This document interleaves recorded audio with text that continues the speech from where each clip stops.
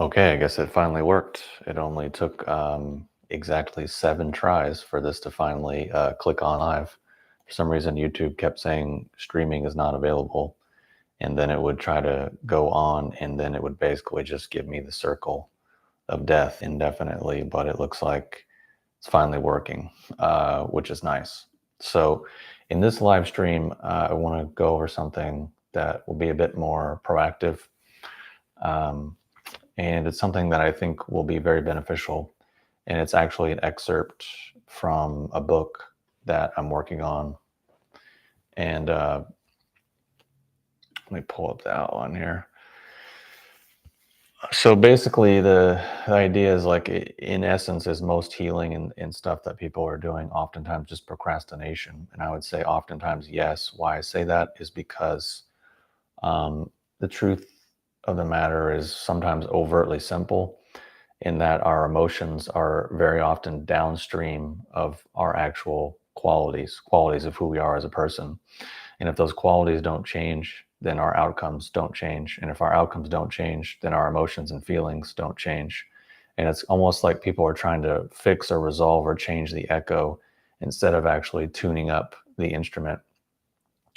Whereas mostly a lot of what people are doing now in modern times, whether it's therapy or plant medicines or spiritual type stuff, is very often just procrastination disguised as progress. And often it might feel sometimes like movement because it's novelty, or because it provides emotional stimulation or intellectual stimulation or some validation for our identity, but it very often avoids the actual real work of growing or changing or improving inherent qualities. So it's not necessarily something that's just about chasing more processing or more catharsis or more information, but actually becoming the kind of person who doesn't keep producing the same problems. So the principles that I'll kind of introduce here, which is sort of how I framed them in my book, is the 10 operating systems of maturity or functionality, or kind of whatever you want to call it. And I would say the first and the most important quality that, if we don't have, or we don't change, or we don't develop, then in essence, I don't think much of anything will genuinely change or develop. And that quality is self-honesty, meaning being able to tell the truth about something to ourselves. And I think a lot of people, for example, feel a lot of frustration or dissatisfaction for how the world is, for how leaders are, or for how the media is, and for all this deception and such that goes on in the world, and rightfully so. But what I've been saying for years is that very often the deception that people are doing is usually more within themselves. And that's usually the source of a lot of the frustration and dissatisfaction and negative emotions that people feel. And sometimes that's really, sometimes that's all that's needed in order for people to actually make a change or not. And I think a lot of what we as humans do is just a lot of self-deception and overcomplication, overanalysis, overthinking, which is in essence procrastination and or avoidance. Which, that's why when people talk about there being a timing to things, where sometimes you hear the right thing at the right time, or you just get sick and tired of being sick and tired, or you get fed up of being fed up, and then you're finally ready to do it, or to be honest about something. This is usually what we're talking about.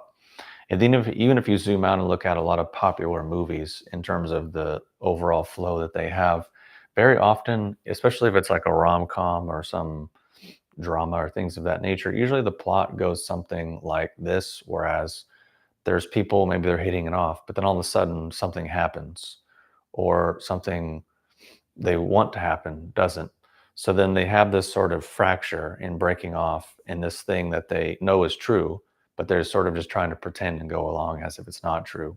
But then what ends up happening is all this drama, conflict, chaos, and then eventually the blowout or the fallout from it is usually just someone finally admitting what's actually true or what's actually real or what they actually feel, think, believe, notice, want, etc.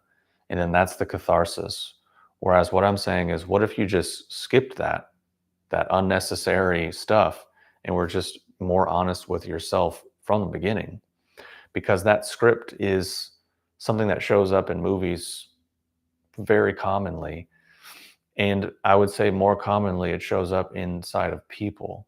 It shows up inside of why they continually manifest illness or disease or certain chronic issues within their lives. Oftentimes comes down to this thing. And they, even in relationships, for example, sometimes why things fail is maybe not anything cosmic or maybe not anything complicated or at all. Maybe it's just that from the jump, people were not honest about who they actually are, what they actually want, or conversely, who that person actually is. And or they're not honest about what they are actually doing or enjoying.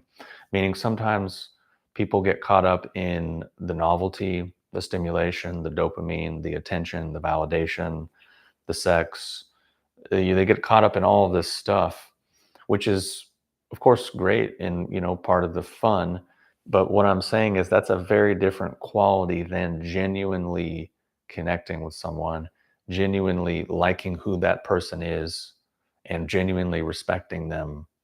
Because those relationships have very different qualities. And maybe you've seen it. I certainly have had those relationships and have them myself, and have friends that are such that way. And it's a completely different quality than pretty much everything you see people talking about online, or in the media, especially if it relates to modern dating. It's because people are so caught up in, firstly, lying to themselves, meaning they don't actually know they're behaving in this mechanistic, reactionary, self-entitled, deluded manner. So they're filtering people and situations through that, and then wondering why things just don't work, wondering why they can't connect with other people, and wondering why they keep, seeing the same things happening. So then rather than looking at themselves, whether they're male or female, they skip that stage and then just go right to blaming society, blaming the other gender, blaming all these other factors, which of course might play a role. But if they're fundamentally ignoring being honest with themselves and what they're actually doing, then it doesn't actually matter. And they're just setting themselves up for a lifetime of dissatisfaction and dysfunction and ultimately staying in the same loop. And that doesn't matter if they're male or female, what have you. It's just a facet of human life. And I think a lot of people, have to learn this the hard way, unfortunately. If you know people that are divorced, I have friends that are divorced, and this stuff is very common. And there's, sometimes people get so caught up in the wanting and the desiring of the things that they realize that they don't realize that that's actually a distinct dynamic and quality from actually enjoying and genuinely liking and genuinely connecting with that other person. For example, a lot of women these days like the idea of a wedding. They have this whole thing that's been built up, or they like what a guy could provide. They like the stimulation, the attention. Maybe they go on trips together. They like all of these things, which of course, are great and more power to them. But then what happens is over time, that sort of novelty and stimulation fades out. And then what you're left with is two people living lives. And usually it's very boring. People work, people wake up, they go to the bathroom, they brush their teeth, they might smell funny, they bathe, they cook, they eat, they might chew loudly, like all these really boring, mundane things, which, why I say this is if you go online, there's millions and millions of videos and people just openly complaining about all this stuff. And why I'm saying it is not to knock or put anyone down. It's to highlight the fact that maybe they don't actually like that person, or maybe they don't actually like themselves, so they can't like another person, or maybe they just like what someone does for them or how someone makes them look good, which is probably maybe even why they're, talking about it on social media in the first place, It's just because of the perception and the attention. And they don't want to admit that to themselves because that might ding their, identity or their self-worth or what have you. But that doesn't mean that it's not true. And to the extent that they won't admit that is the extent they'll just keep living a lie and probably keep being dissatisfied, which, if any of that sounds like a stretch, very often those same types of people that I'm describing have a lot of chronic health issues. They're constantly in therapy. They're probably on multiple medications. They probably need to drink some alcohol every night to unwind, or some weed. They have all these compensation patterns to basically compensate for what I'm talking about. Because once you start departing from truth or honesty, the amount of lies you have to tell, the amount of lies you have to believe just keeps piling up. And that will wear on someone. That will wear someone down unless they're maybe have no self to begin with, or maybe they're completely soulless from the jump. And then at which case there's really nothing there. And that might sound cynical or mean or harsh, but there are people like that. Just like there are really amazing, wonderful people in the world, there are also people who genuinely don't have a sense of self. And in many ways, they are soulless.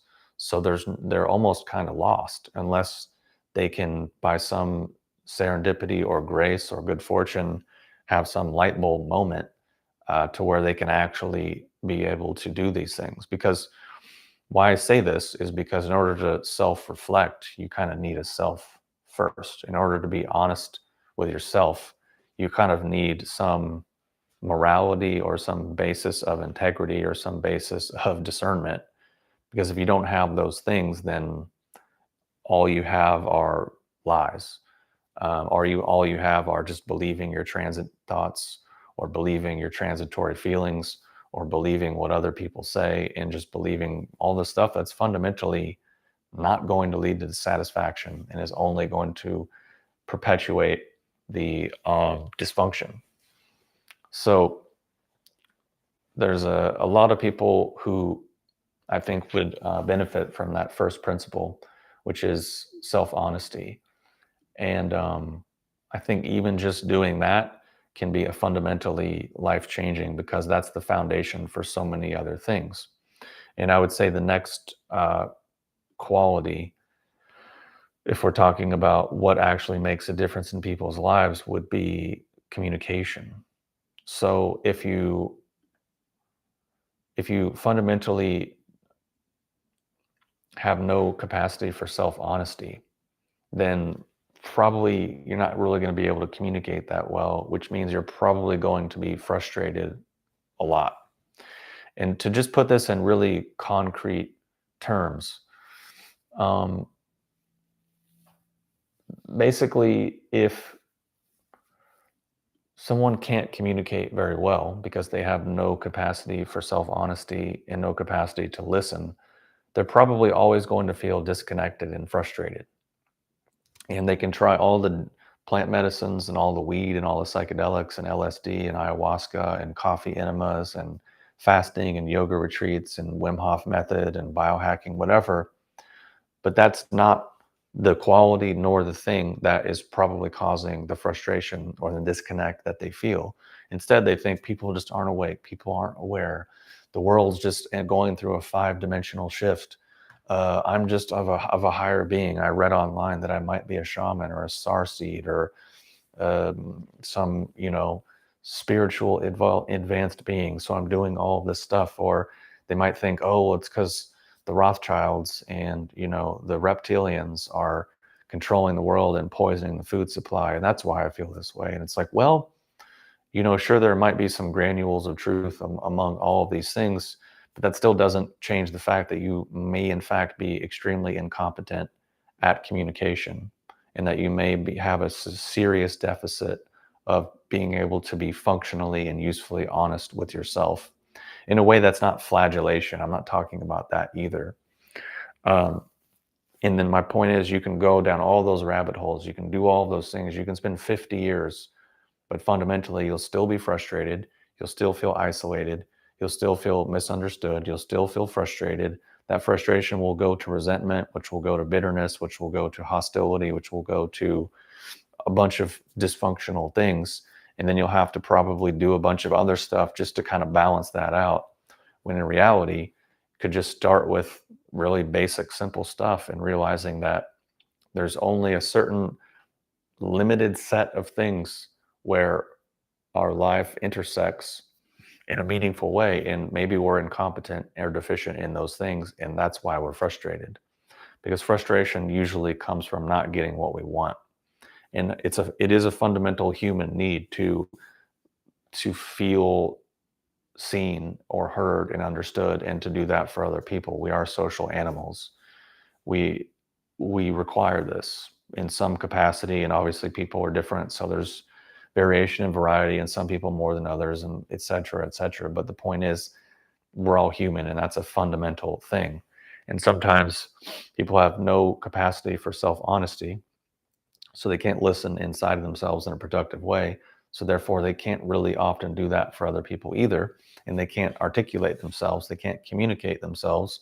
So then relationships oftentimes become conflict, or they just become completely avoided in general, and people just completely check out. And that's unfortunately, in the modern dating context, that's where a lot of people are going, whether they're incels or femcels or red pills or hardcore feminist or whatever. People were just fundamentally checking out and fundamentally being strongly dissatisfied and blaming all these causative external factors, rather than looking at themselves in the mirror at fundamental basic qualities and asking whether or not they're competent or incompetent. So basically, so far we talked about self-honesty, communication, and then I would say the third aspect would be basic impulse control. And this is fundamentally where a lot of people get hung up. I would say especially young males struggle with this quite a lot. And this is a big, big thing that separates adults from children, is impulse control. And I think also for females nowadays, it's also a very deficient skill, because they're sort of given all this programming of do whatever you feel is right, and you can never be wrong. And if you're wrong, it's not your fault, it's society's fault or men's fault, or they should have known, etc. Or, all this endless validation, which, whatever, maybe that's what people need, but it doesn't change the basic fact of life, which is basic impulse control is what separates children from adults to a very large extent. And to the degree that you can't control your impulses is probably the degree that your life will probably suck to some degree. Even if you manage to become successful, it probably won't last that long, because you'll in some ways screw it up, which that you see this time and time again with people that get famous or people that become wealthy. They ruin their lives, whether it's drugs, gambling, alcohol, sex, so many different things,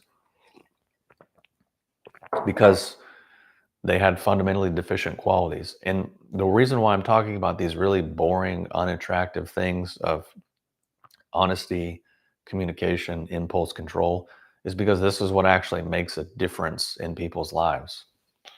And the reason why I'm very so often not impressed and not interested and don't recommend what people are usually doing in terms of plant medicines or alternative therapies and all these things is because usually it's not developing these three qualities. So I know that it fundamentally won't really help people, because humans and human life isn't necessarily that complicated, and it isn't necessarily that much of a mystery, and it isn't anything necessarily new.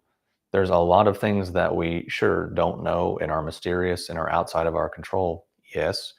And on the same token, there's a lot of stuff we actually do know, and we have known for a very long time, and we will hopefully still know, or some of us will know in the future.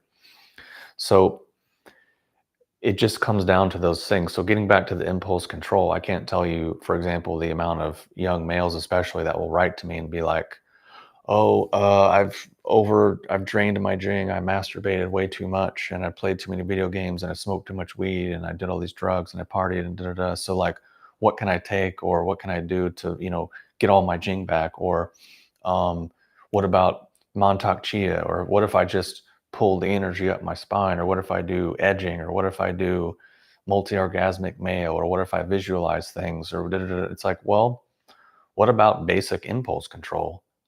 And then they're usually like, oh, no, no, not that. No, ugh, no, it's not that. I don't think you're understanding me. And I'm like, no, I'm understanding you. I'm talking about basic impulse control. And I'm not saying, going the no FAP and whatever those things are, which is just the other end of the same extreme. Because fundamentally, and this is the advice that I've given people, because they're like, well, should I do semen retention or should I do multi-orgasmic male or put a copper wire in my butt, etc.? I'm like, or you could just get into a healthy relationship with another person and develop a natural sexual rhythm with that person. And then you really wouldn't have to worry about this. And they're like, oh, no, no, no, you're not hearing me. I'm like, no, I'm hearing you. And I'm giving you the solution. Basic impulse control, basic maturity. There's no other solution than that.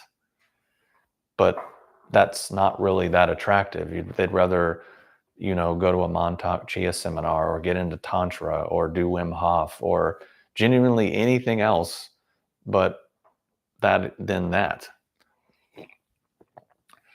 So fundamentally,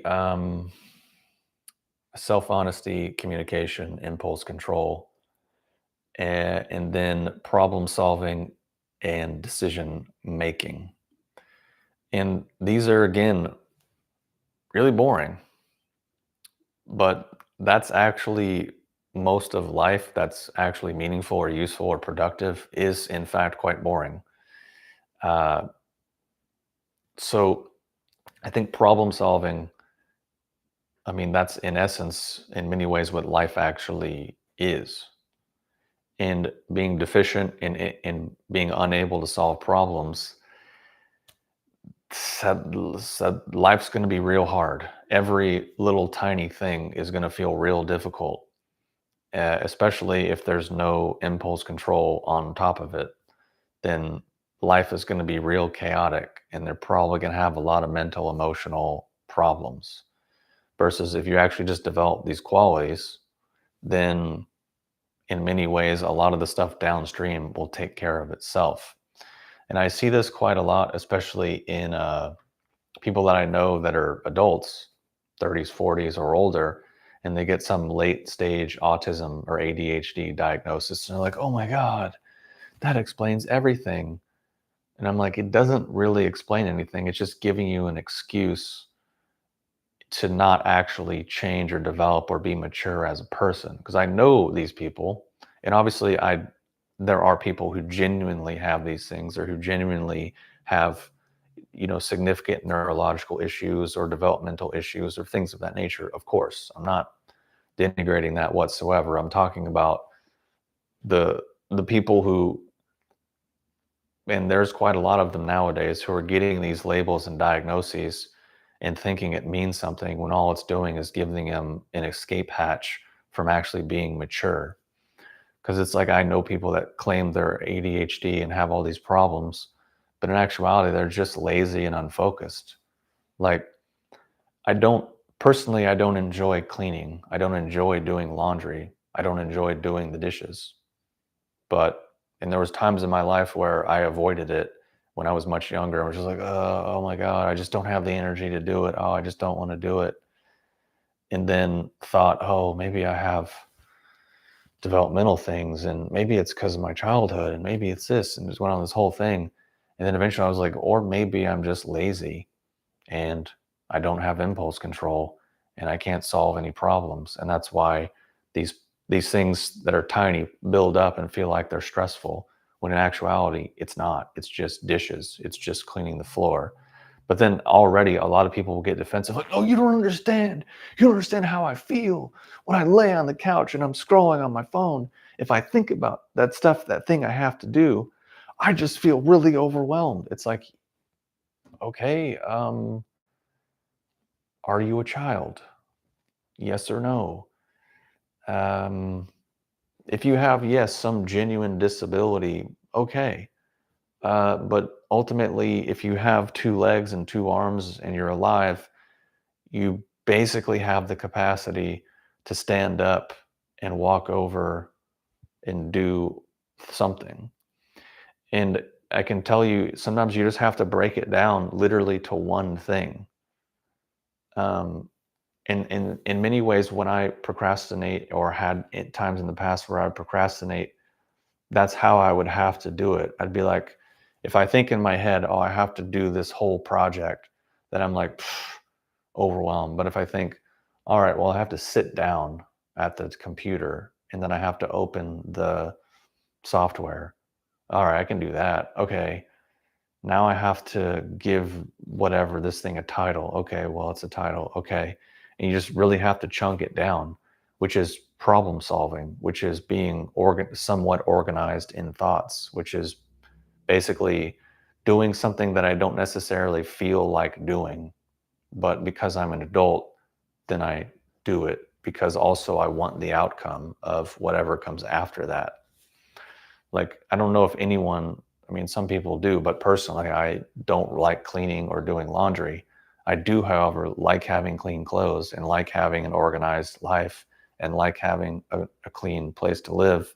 So the outcome justifies it. It's really mundane, but I say those examples because sometimes this is what people struggle with is like really basic stuff. Or they take really basic things in relationships and blow them up into these huge things when in actuality, maybe it comes down to honesty, communication, impulse control, problem solving. And then another thing being decision making. Because fundamentally, if we look at our lives, a lot of it comes down to these basic things: problem solving and decision making. So people can do every drug under the sun and, boof everything up their butt and, go to every orgy possible, go to every healer in the world.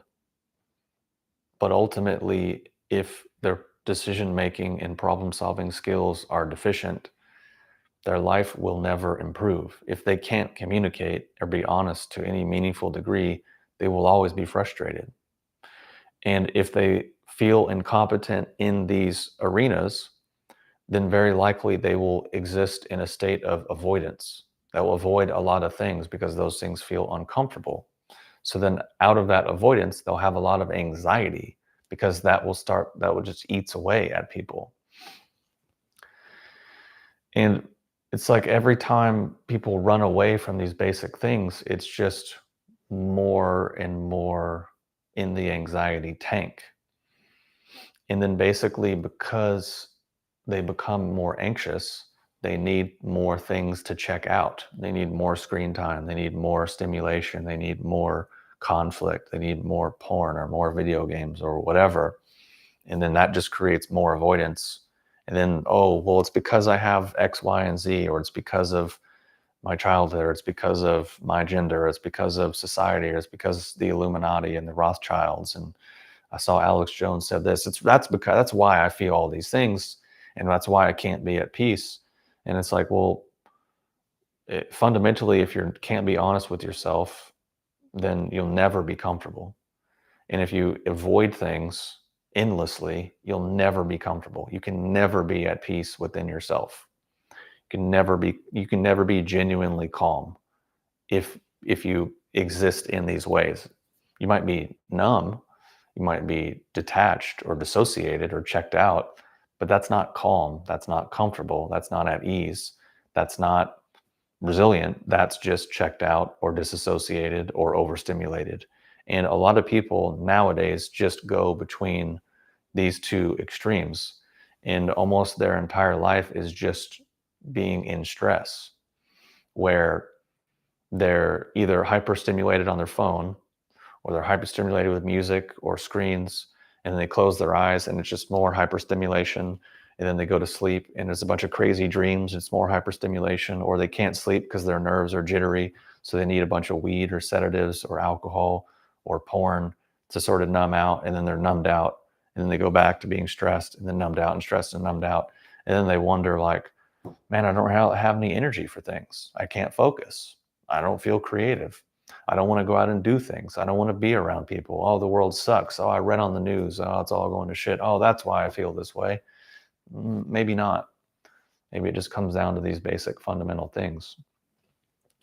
So, honesty, communication, impulse control, problem solving, decision making. And then I guess the last thing I'll get into is actual some degree of responsibility. And I think that is really the biggest thing. And that's one of the things that people avoid the most. And I've alluded to it, hinted at it, spoken about it already in multiple examples. And I think that's why so many of these industries are really popular. Because, if someone just says, oh, just take this drug, put this plant up your butt and, sing this song and beat this drum, that's still typically outsourcing a lot of responsibility and bypassing usually what actually needs to happen. So what people usually do is, go through some visual journey through their unconscious, which is usually just kind of like dreams and just a lot of whatever's in there. Or they have some emotional catharsis and aggressive stimulation that feels like it's productive because they have this idea that like there's a fixed amount of emotionality or there's a fixed amount of darkness or a fixed amount of shadow, and they can just get all that out, then they'll be better. But it doesn't, it's not how it works. No one succeeds in that capacity because, like I said from the beginning, once you depart from these basic qualities, the amount of lies you have to start telling yourself, the amount of lies you have to start consuming, the amount of scaffolding and crutches and compensation patterns that you have to do is all very taxing and will usually cause even more imbalance, which is like just more of the same hamster wheel. Because fundamentally, if we just look at life in a realistic capacity, where the rubber hits the road is basically just these qualities. And a lot of times people struggle in relationships or struggle in many capacities because of these things. And they think maybe if I analyze more or I try a different modality or I try a different ism, then that will be the thing. Or maybe if I give my life to Jesus or I give my life to my guru or I give my life to Buddha or I shave my head and go live in a temple, then that will fundamentally do it. But the fact of the matter is it won't, and it doesn't. And every tradition has been clear about this. Sure, you might get some emotional catharsis. You might get some ego validation. You might get the hit of novelty or dopamine or what have you from the change, but that's not actually going to improve people's lives. And the whole idea of like monks and people escaping away from society and all these things is a huge misunderstanding and a huge fantasy that modern people with escapism and disassociation as their goal sort of fantasize about, which is absolutely not how it was traditionally and not what the actual meaning of those things is or was. So ultimately, this is just a kind of a snippet or a tidbit of the overall thesis of the book that I'm working on and have been working on. It is some ways maybe 80% done or whatever. It's just basically really simple, straightforward, practical stuff. And realizing that what people often overlook is the simple thing about just becoming better or becoming stronger or changing the qualities within themselves, which are the things that I talked about so far, of which there's more. I said there's 10, and I think I've done 4 or 5 so far. I did honesty, communication, impulse control, problem solving, decision making, and responsibility, of which there's more. But fundamentally, unless these things change or unless we improve in those areas, genuinely nothing will change. It's really I don't know if it can really be simpler than that. And it genuinely boggles my mind that this isn't what people are doing when they do therapy stuff. This is what I think should be done. But that's a different conversation, because then we start getting into the therapy industry is, 80-90% female. And then the people that are going to it, overwhelmingly female. And then male and female brains and systems tend to be a little different. Priorities tend to be different. And I think it just is a mutant little bastard of what it initially started off as. And people just forget all this really practical stuff because it's yucky, it's uncomfortable. It is endlessly easier and more validating to constantly blame everyone else, blame society, blame people in the past, blame your childhood, blame your parents, blame trauma, blame whatever. When in actuality, it comes down to these simple things that I'm talking about. And I say this after, being in this industry for 20 plus years to varying degrees, and just thinking, what are we as humans? What is our life actually, and what actually makes a difference? And what simple ways in which we often are incompetent or lacking in certain areas that continually cause problems. And then realizing that negative feelings are the appropriate response to negative situations. And that's actually normal. And it's a weird thing now where people in even mainstream therapy, and then even people in spirituality world, where they want to be in this almost like completely numb, divorced, detached state where they're just like, don't feel anything, and they're just perfectly something all the time. And that's not real. That's a fantasy. That's a complete misinterpretation of Eastern teachings or religious teachings. And that's not how humans are or how they function. It's a complete misunderstanding. And it just reveals someone's genuine desire, which is disassociation, escapism.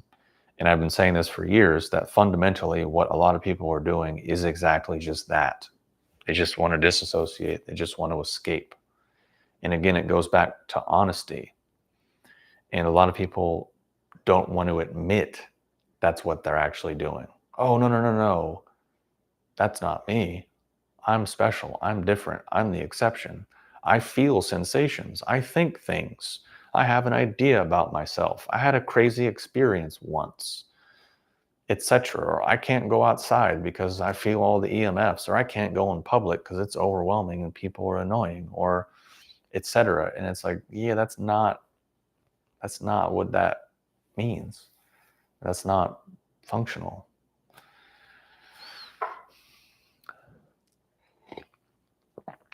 And I did a video about this years ago.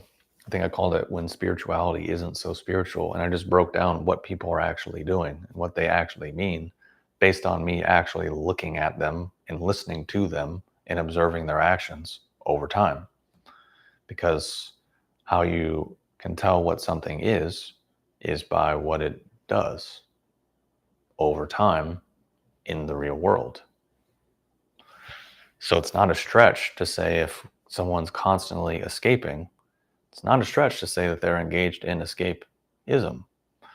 It's if someone's constantly using a substance or a screen to numb themselves out, it's not a stretch to say that they are numbing themselves out. It's not a stretch to say that they're probably disassociating. It's not a stretch to say that they probably have some degree of things in their life that they're trying to avoid. And they're probably getting better at avoiding it by doing those things, because whatever we do is how we condition ourselves.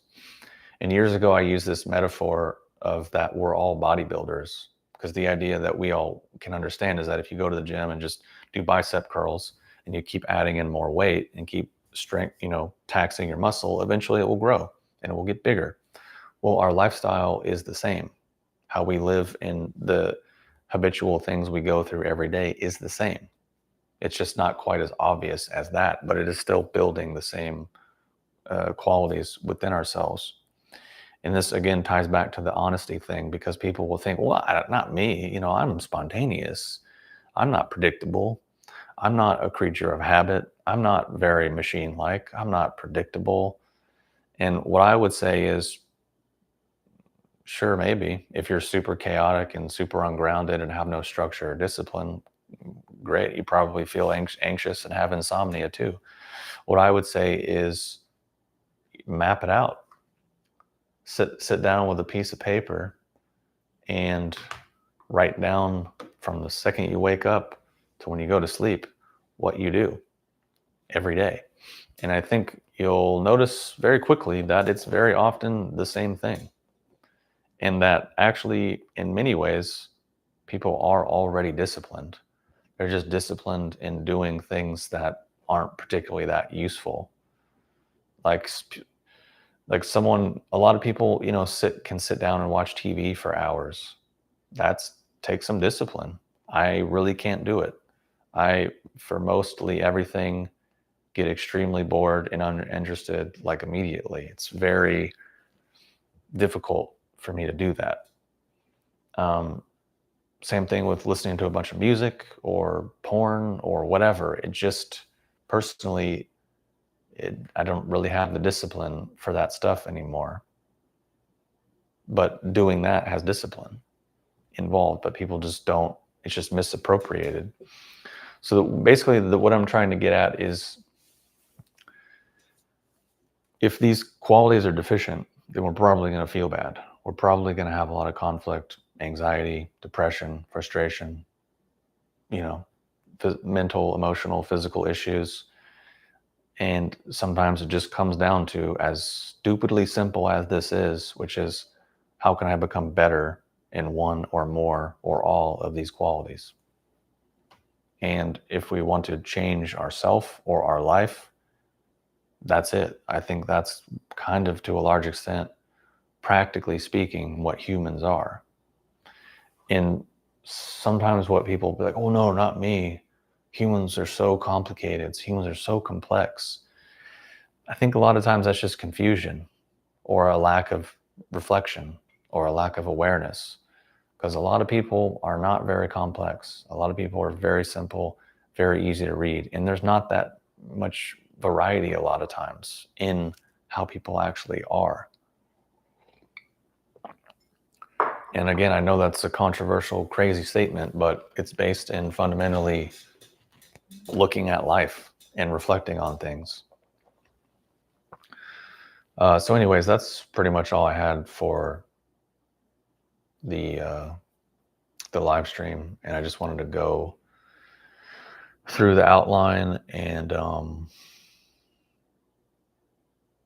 basically just go over these three things.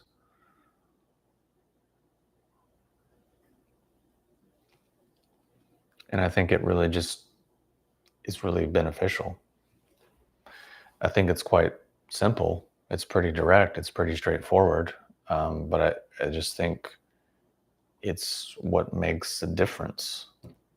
So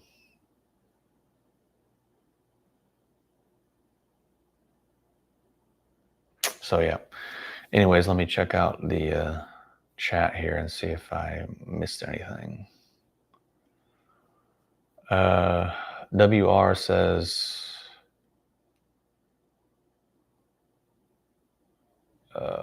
most therapists don't know how to do therapy thanks to things like BetterHelp. It is really just chatting, etc. Basically, I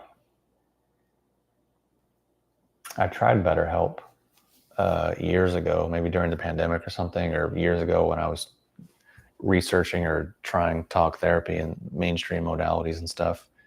And talk therapy, talk therapy, but also BetterHelp, just seems like leading questions.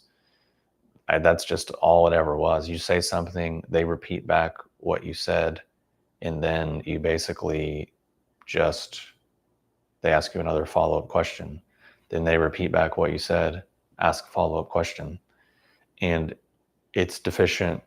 from at least what I saw. And of course, maybe there's exceptions, of course, but it just seemed pretty deficient in anything really practical or useful. I guess if you need to vent, sometimes people do just need to vent or offload or off gas. So I could, see it to be useful in that way. But in terms of anything practical, I think it still just comes down to the basic qualities that I talked about and that are in more detail in the book. How would you approach social isolation? Live in a small town, for example. It kind of depends. There's a lot of people around. I think it's just meeting people, going out and doing things, and then having social skills, being able to communicate, being able to listen, having a sense of humor, having things you're interested in, just basic stuff in that degree. Or if the small town really sucks and there's nothing there, then move somewhere else. Or find some like-minded communities on the internet to some degree. Or just go somewhere else. But I think also too, sometimes the isolation goes back to deficiency in social skills. But obviously there's a lot of variables there because it depends on the person. But I just always think about it in the terms of if you just go anywhere, there's a lot of people. If I go to the mall, I go to the grocery store, there's always a lot of people. I go to downtown, there's a lot of people. There's a lot of people everywhere. So it's just a matter of doing things, going places, and putting yourself out there to an extent, whether it's meetups or hosting your own meetups or just doing things of that nature. Or like I said, just moving somewhere else if the small town really sucks.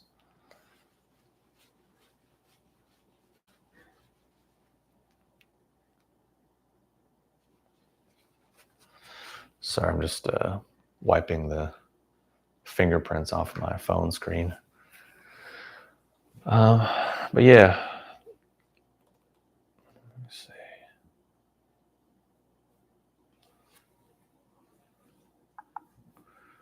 If there's any other questions, I'll be happy to go over it. But otherwise, I kind of went through my outline.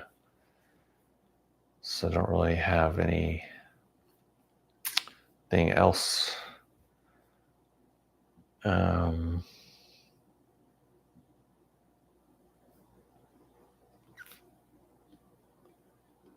Guess I can just repeat what I said, which is the problem is that people get caught in a bit of an abstraction trap where they get lost in analysis, past-oriented reflection, or mystical frameworks, and they then get engaged in procrastination disguised as progress, whether it's a bunch of therapies or rituals or plant medicines or whatever. It's all somewhat empty if it's avoiding the more difficult, realistic work of building internal qualities. And then the emotional misdiagnosis that tends to happen a lot, which is seeing anxiety, frustration, or alienation as primary problems instead of like secondary symptoms, and then trying to medicate the symptoms rather than address the actual problems. Because, if you're getting, anyways, that's pretty much it. That's all I had.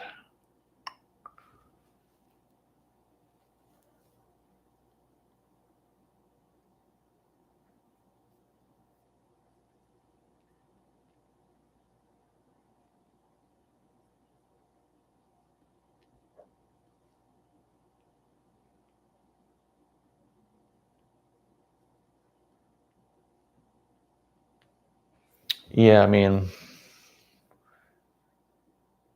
part of growing or doing new things is being uncomfortable. And for example, when I was younger and I was trying to develop social skills or get out of my shell a little bit from being very introverted and just on the computer too much, guitar too much. I worked at, some public facing jobs, whether it was at a coffee shop or a juice bar or whatever. And I just made a point to try and just small talk with everyone. And then also at that time, I was a bit younger, so I tried to flirt with every female I could, just as a practice sort of thing. And ended up getting some phone numbers after that. Strangely enough, women just giving me their number, just from me either making their coffee or their juice, or just from talking and being a bit more social. So I think obviously at first it was awkward and uncomfortable, but you just gotta do it. There's really no way around it. Then over time, it gets a bit more comfortable, familiar, whatever. And also you just eventually realize people are people. And sometimes people get in their heads and make things into way more things than what they actually are. And at least for me, it's very educational as an experience, because you just start to realize how little a lot of people even notice, or how little they listen, and how people are oftentimes really caught up in their own stuff.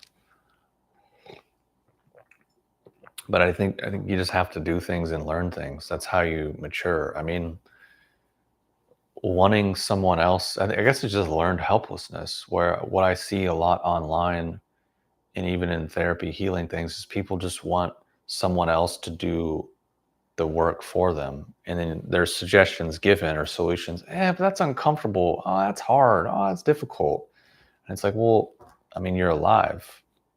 That's sort of how it goes. And even for me, whenever I had mentors or teachers or whatever, same thing. It was just, here's information, here's perspective, here's a map.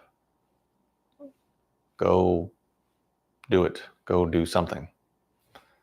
And I think that's just a healthier, more mature way to do it, especially if we're adults. It's one thing if we're children, but there's just no way around it. I mean, if someone's really out of shape, going and getting more fit is going to suck. It's going to feel not good. They're not going to want to do it. They're going to want to do any excuse to not do it.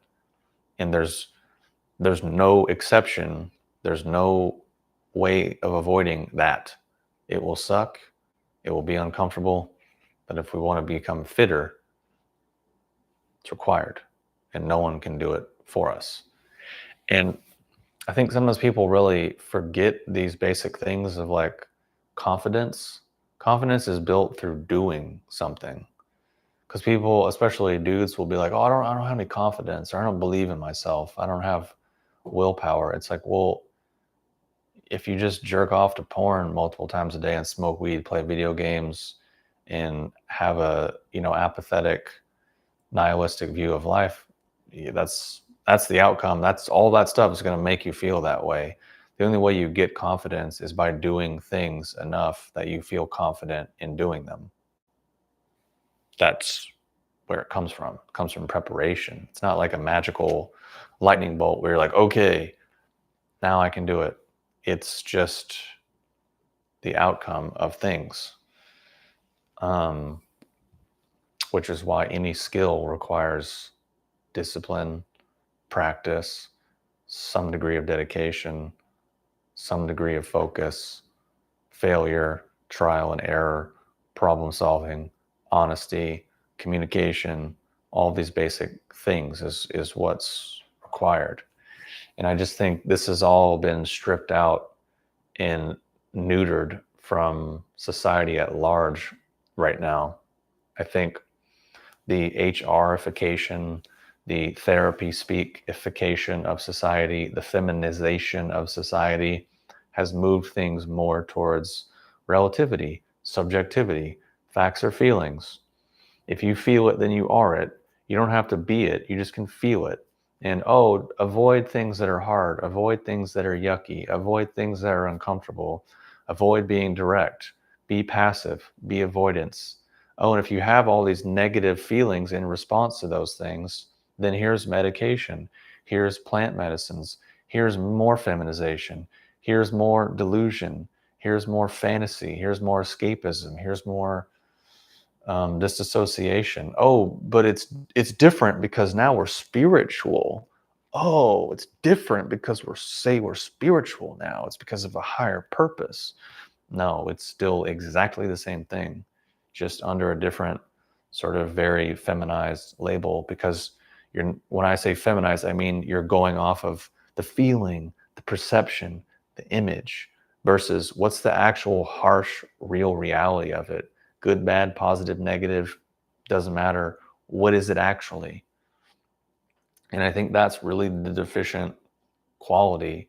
And just getting into a wider social conversation, I think that's oftentimes what is deficient.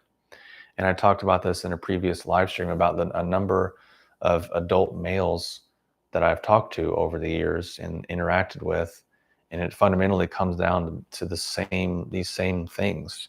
They're endlessly second guessing themselves, endlessly feeling incompetent, powerless, aimless, lost, purposeless, all these things.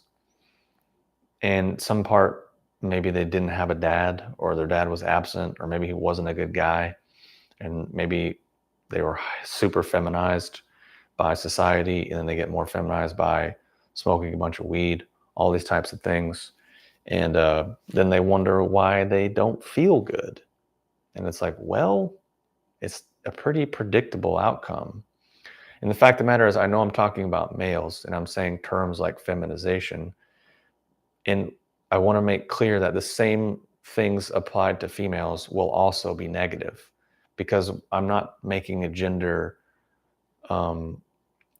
judgment or conversation here. I'm talking about human qualities and qualities of mature, functional adults, because it doesn't really matter your gender. If you're deficient in honesty, communication, problem solving, decision making, you're going to have problems. If you can't control your impulses, you're going to have problems. And then in response to the problems, you're going to need a bunch of stuff to compensate. And then you're just endlessly and countlessly not going to feel good. So anyways, I just repeated the video again. I guess I'm just killing time. Anyways, I guess just in the simplest of terms, there's a blind spot. Oftentimes people misdiagnose emotional turbulence as some sort of mysterious condition, when oftentimes it's just the predictable byproduct of deficiencies in very practical, realistic, tangible qualities. That's pretty much it. So that's that.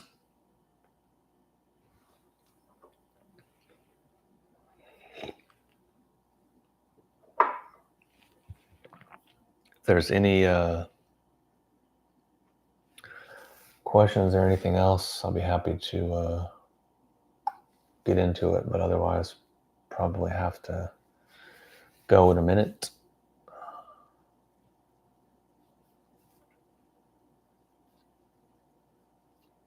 Because that was my whole outline. I just repeated it a few more times.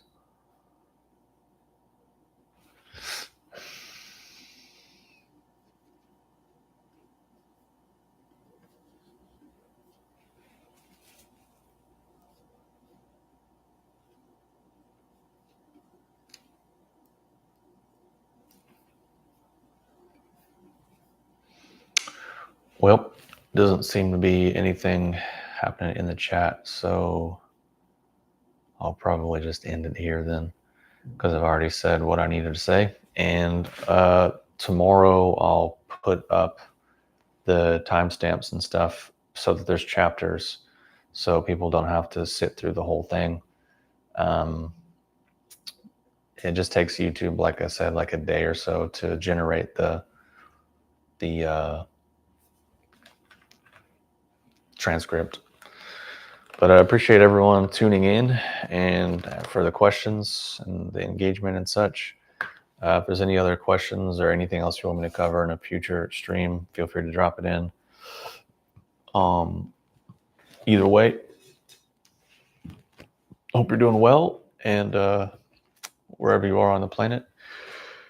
And I will see you in the next one.